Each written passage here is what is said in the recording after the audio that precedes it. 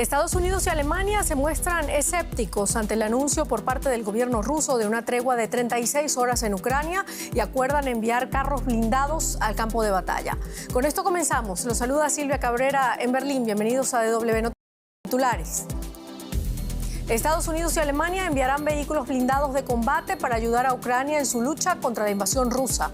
Berlín anunció también la entrega de un sistema de defensas aérea Patriot. La decisión responde al anuncio de Francia ayer de enviar blindados AMX a Kiev.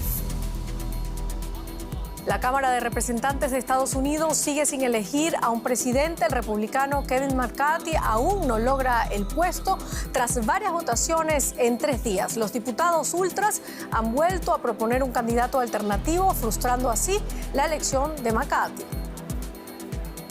Y las autoridades mexicanas detuvieron a Ovidio Guzmán en la ciudad de Culiacán. Se trata de uno de los hijos del encarcelado narcotraficante Joaquín El Chapo Guzmán. El hecho originó por lo menos 50 bloqueos a calles, avenidas y carreteras que conectan a esa ciudad con diversos municipios del estado de Sinaloa.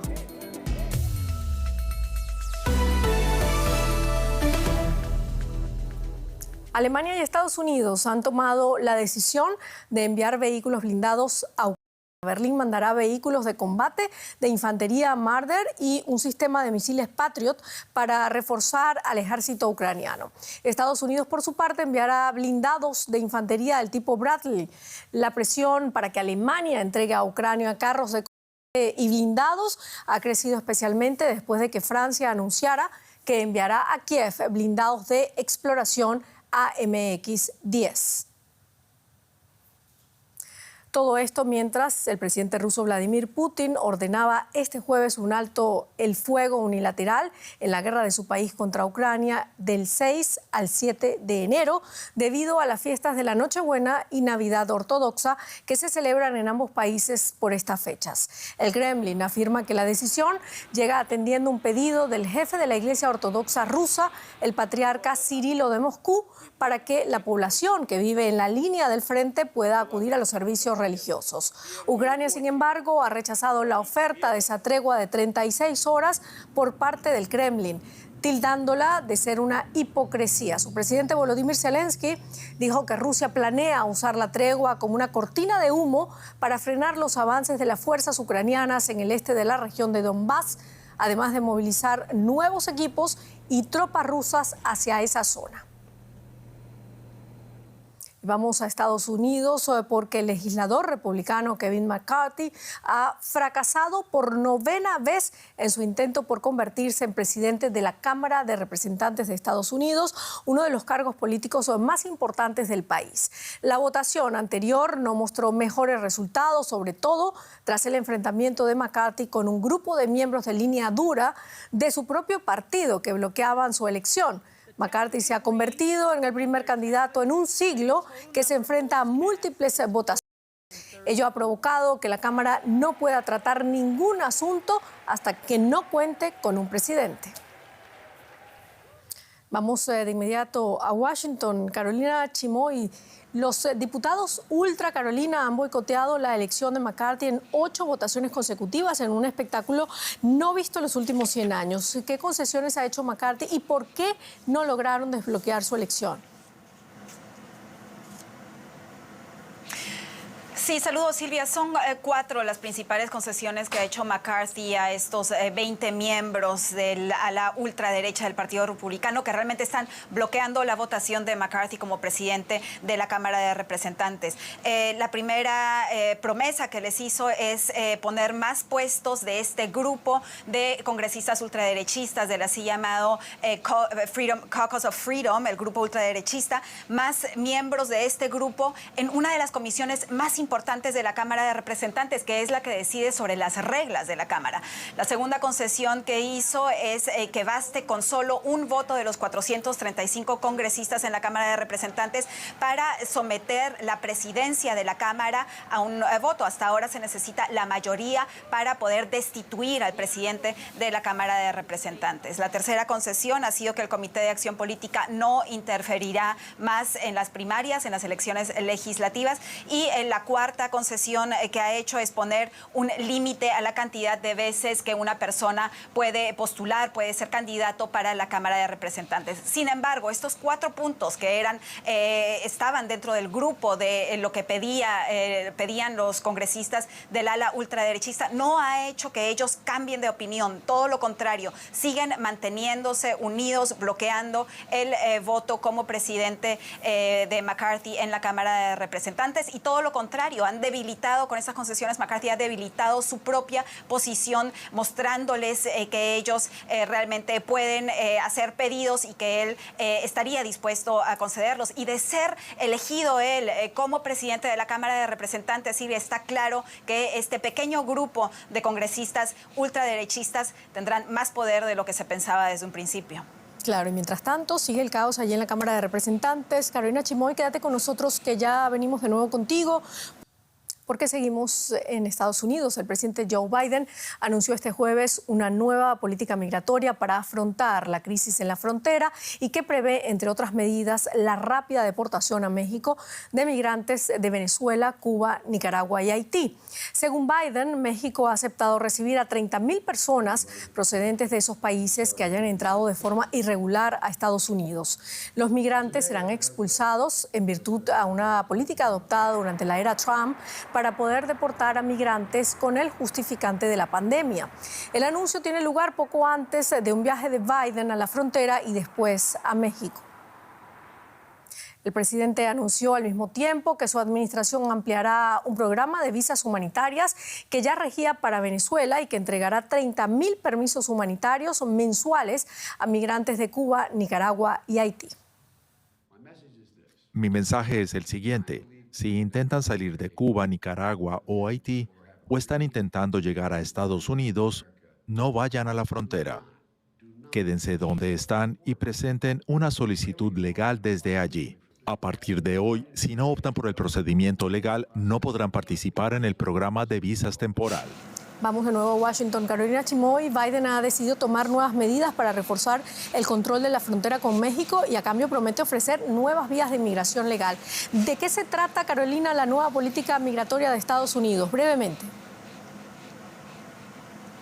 Más recursos para la frontera, Silvia, más seguridad, más policía fronteriza, más controles en la frontera también. Y al mismo tiempo pide que los migrantes que realmente necesiten huir de sus países apliquen para entrar de una manera ordenada a Estados Unidos. Ahora hay varias preguntas, claro, abiertas, como por ejemplo, cómo pueden aplicar ellos si muchas veces ni siquiera tienen acceso a Internet. El presidente Biden y también el secretario de Seguridad Nacional hablaban de una aplicación que ha sido creada tanto en inglés como en español para que los potenciales migrantes apliquen, pero eso es algo poco realista, conociendo la región y sabiendo que no todos tienen acceso a ello. Será también parte importante de lo que el Congreso tendrá que decidir, ya que para todo eso además se necesita, claro, presupuesto. Muchísimas gracias, Carolina Chimoy, desde Washington. Y ahora la economía con Rosa Casals. Y hablamos de despidos masivos. Aquí Silvia. Amazon anunció que recortará más de 18,000 puestos de trabajo de su plantilla, es decir, 8,000 más de lo anunciado en noviembre. El plan de reducción es el mayor entre los anuncios de recortes laborales que afectan al sector tecnológico en Estados Unidos.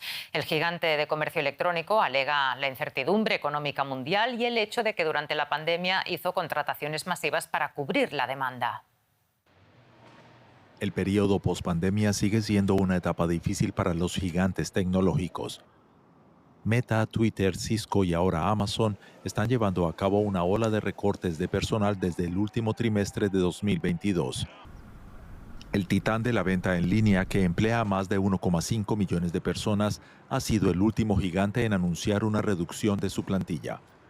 Y es que planea despedir a alrededor de 18,000 de sus empleados. Tan solo en el cuarto trimestre de 2022, las principales compañías tecnológicas eliminaron unos 71,000 puestos de trabajo, una tendencia que tras las decisiones de Amazon y Salesforce parece que se mantiene en 2023. Para los expertos, las cifras de esta ola de despidos resultan impactantes. Muchos dicen que se debe a que las empresas tecnológicas contrataron a demasiado personal durante la pandemia, un error que ahora se deja sentir. Y vamos en busca de más informaciones y respuestas. En Washington saludamos a nuestro compañero Pablo Pardo. ¿Qué tal, Pablo? Encantada de saludarte.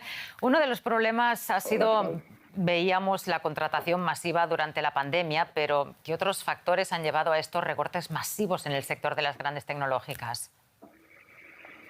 Bueno, fundamentalmente hay que tener en cuenta la contratación masiva durante la pandemia que comentabas antes, que ha sido verdaderamente espectacular. Es decir, empresas como Amazon en estos 2 años han aumentado su staff en un 70%.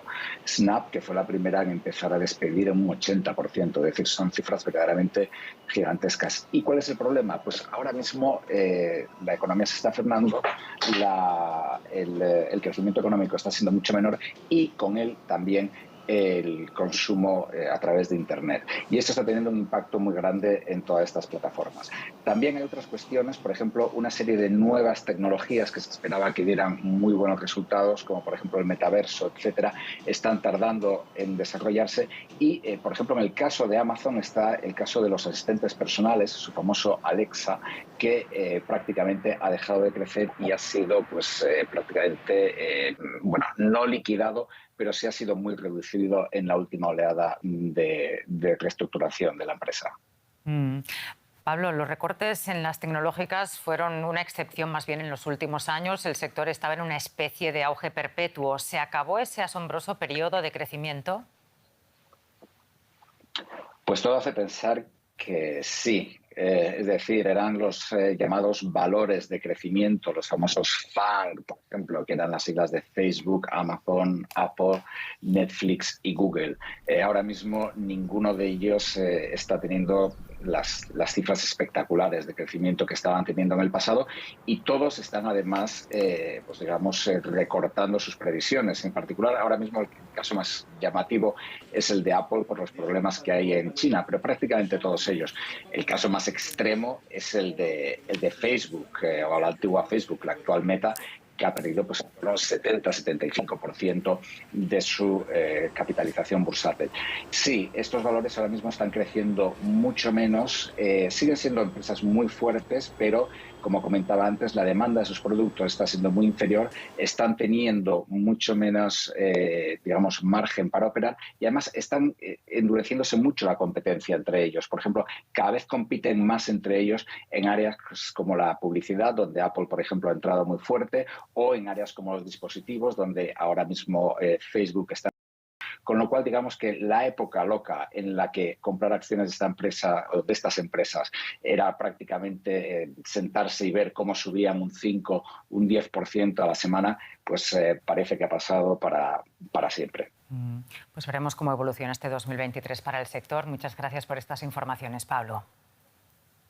Muchas gracias. Y vamos con un resumen de otras notas económicas de la jornada. El déficit comercial de Estados Unidos se redujo en noviembre pasado un 21%, la mayor caída en 14 años. La razón es la disminución de las importaciones debido a una moderación del consumo ante la fuerte inflación. El déficit comercial estadounidense es ahora de 61.000 millones, el más bajo desde septiembre de 2020. El gobierno de los talibanes en Afganistán ha cerrado un contrato con una empresa china para la extracción de petróleo en la cuenca del río Amu Daria, en el norte del país. Este es el primer gran acuerdo de extracción de recursos naturales con una empresa internacional firmado por los talibanes desde que volvieron al poder. Y vamos con temas de América Latina. Silvia. Directamente a México, porque las autoridades de ese país reportaron la captura del narcotraficante Ovidio Guzmán, hijo de Joaquín El Chapo Guzmán, en un operativo militar lanzado en la madrugada del jueves. El hijo del Chapo, considerado uno de los líderes de una facción del cártel de Sinaloa, había sido detenido brevemente por primera vez en octubre del 2019. Las autoridades, sin embargo, lo liberaron poco después debido a una ola de violencia desatada por el cártel como represalia. El operativo liderado por el ejército este jueves generó otra vez violentos enfrentamientos y bloqueos en Culiacán, el bastión de la organización criminal en el estado de Sinaloa. Enviamos ahora la información con Andrea Sosa Cabrios en Ciudad de México. Andrea, ¿cómo se logró capturar a Ovidio Guzmán, uno de los hijos del Chapo Guzmán más buscados, por Estados Unidos? El secretario de la Defensa de México dijo que esta captura fue resultado de 6 meses de trabajo de inteligencia y de vigilancia a las células del grupo a las que él pertenecía. Esta detención ocurrió de madrugada, supuestamente, o por lo menos según los detalles que se dieron, que fueron pocos, cuando un grupo de personas armadas estaban en vehículos, algunos blindados de manera artesanal, y fueron detectados. Entonces se hizo un cerco alrededor de esos vehículos y finalmente se desató un tiroteo, pero ahí mismo ocurrió la detención, según lo que dijo el secretario de la Defensa. Esta detención ocurre apenas 4 días antes de que el presidente de Estados Unidos, Joe Biden, visite México para una reunión bilateral con su par mexicano López Obrador y también para una cumbre en Norteamérica. Andrea, ¿y qué va a pasar ahora? Porque sabemos que la detención del hijo del Chapo provocó bloqueos en distintas vialidades de Culiacán, la capital de Sinaloa, además de enfrentamientos en diferentes puntos de la ciudad. ¿Cuán grave además es la ciudad? Bueno, hubo por lo menos 19 bloqueos, agresiones, incendios. Esos 19 hechos ocurrieron al menos hasta que lo comentó el secretario de la Defensa, después hubo más.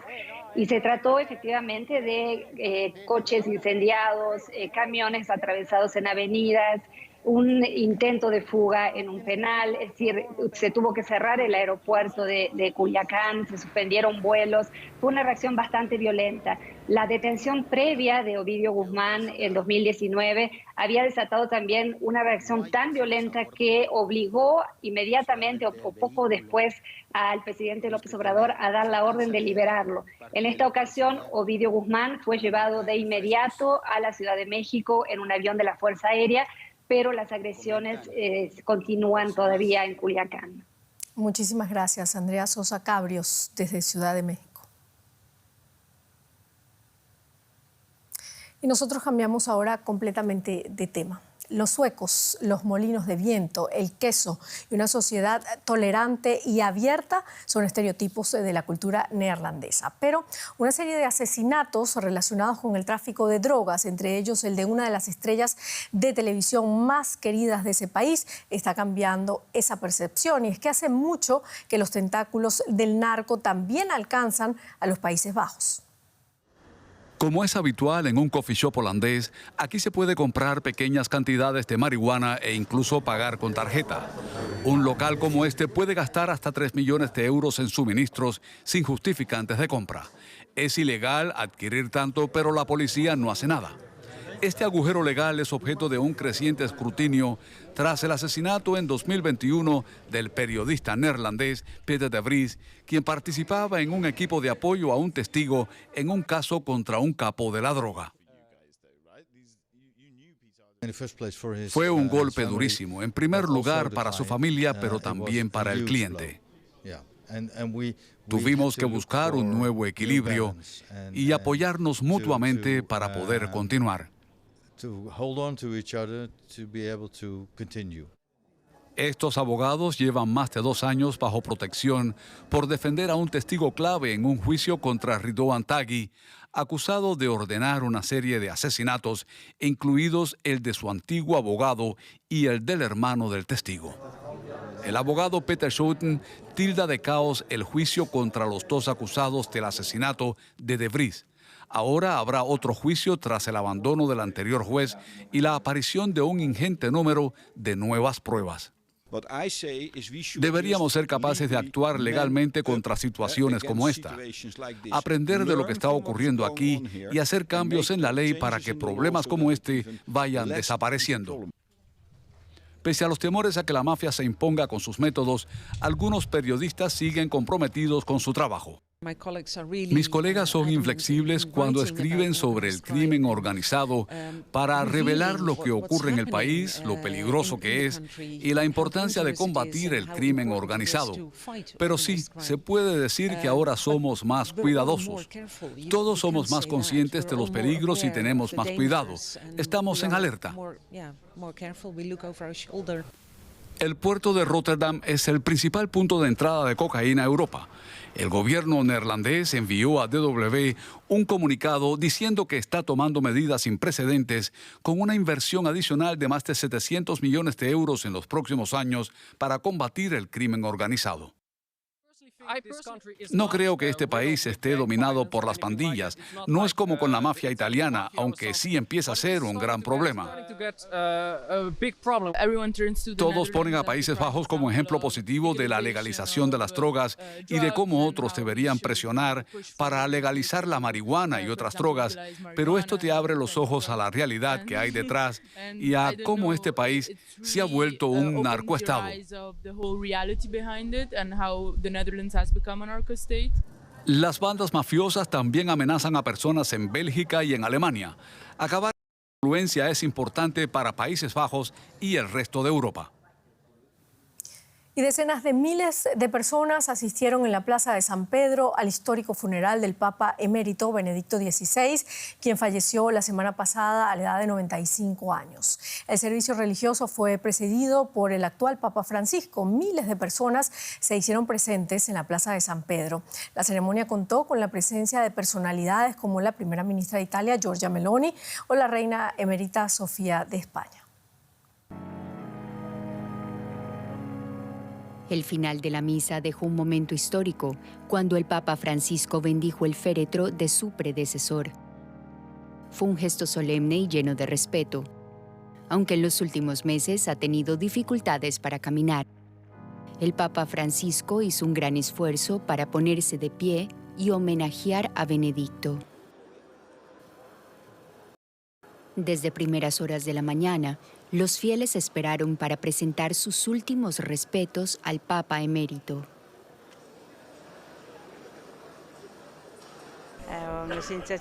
Era un hombre de gran fe y quiero seguir su ejemplo de bondad, prudencia y gran fe. Benedicto XVI fue una sólida eminencia para la Iglesia. Es una verdadera inspiración para los seminaristas de mi generación. Todos leímos sus obras en el seminario. Los fieles llegaron de todo el mundo, incluida la Baviera natal de Benedicto XVI en el sur de Alemania. Creo que Benedicto XVI ha sido el bávaro y el alemán más importante de los últimos 500 años.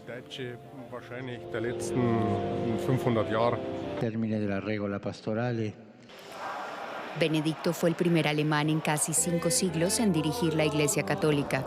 Entre los mandatarios extranjeros asistentes se encontraban el presidente y el canciller federal de Alemania. A pesar del majestuoso escenario, la ceremonia fue sencilla. Benedicto XVI había elegido un ataúd de madera sin adornos para ser enterrado.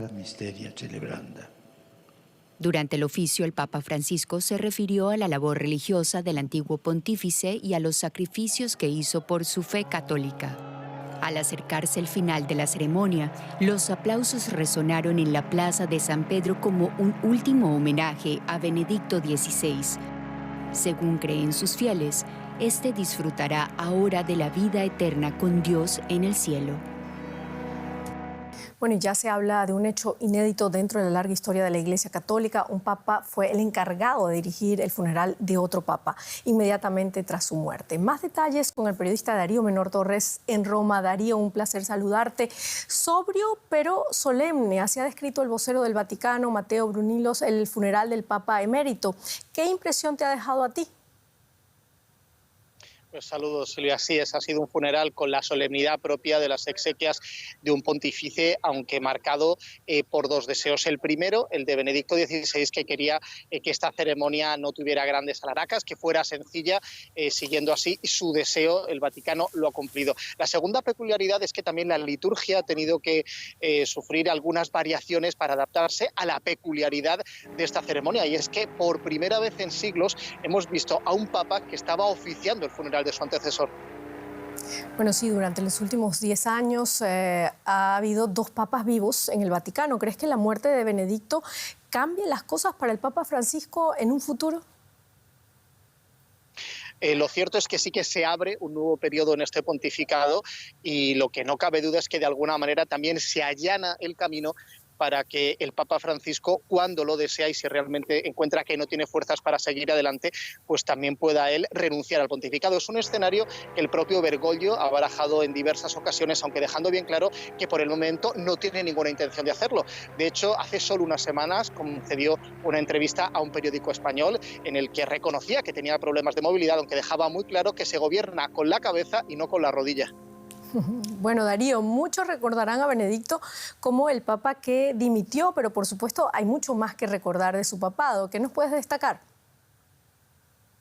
Uno de los puntos principales con los que nos podemos quedar del pontificado de Benedicto XVI es que probablemente fue la persona que puso los primeros pasos, dio los primeros pasos en la Iglesia para combatir a esa lacra que son los abusos sexuales a menores cometidos por eclesiásticos. Estos primeros pasos los dio incluso antes de ser elegido papa. Fue cuando era prefecto de la Congregación para la Doctrina de la Fe y ayudó a que de alguna manera empezaran a abrirse los ojos en el pontificado de Juan Pablo II ante este problema. Luego siguió en ese camino como papa, más allá de los continuos también errores que se han cometido y que se siguen cometiendo hoy en la gestión de este problema en la Iglesia Católica. Muchísimas gracias, Darío Menor Torres, experto en temas del Vaticano. Muchas gracias. Saludos, Silvia. Seguimos. Alemania obligará a los viajeros procedentes de China a mostrar el resultado negativo de un test de antígenos de coronavirus, según lo anunció este jueves el ministro federal de Sanidad, Karl Lauterbach. Para ello, se va a modificar las regulaciones y se exigirán a los pasajeros que se sometan al test antes de emprender el vuelo desde China con destino a Alemania. Berlín responde así a una recomendación de la Unión Europea tras el aumento de infecciones por COVID-19 en China después del fin de su estrategia de cero COVID. Pekín considera esta medida discriminatoria y ha anunciado que reaccionará ante aquellos países que la apliquen. Y vamos ahora con un resumen de otras noticias importantes del día.